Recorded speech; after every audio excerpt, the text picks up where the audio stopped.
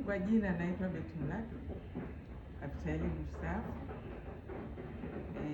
Hapa ni nyumbani kwangu Tegeta.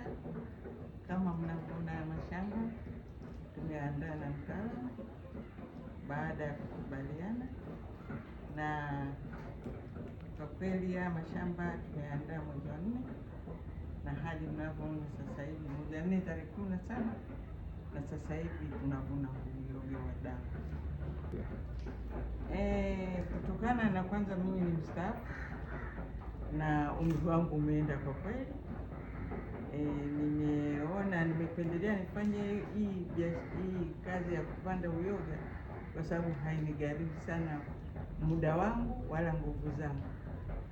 Kwa vile mashamba yakishafika hapa yameshaandaliwa na mtaalamu, mimi kazi yangu ni kumonitor tu, labda upepo usio mwingi na kusiwe na giza sana na joto sana, control ile hali ya hewa, basi ndio kazi yangu na hadi kuvuna. Kwa hiyo nimeona ni kitu ambacho hakinipotezei muda wangu sana, situmii nguvu zangu sana.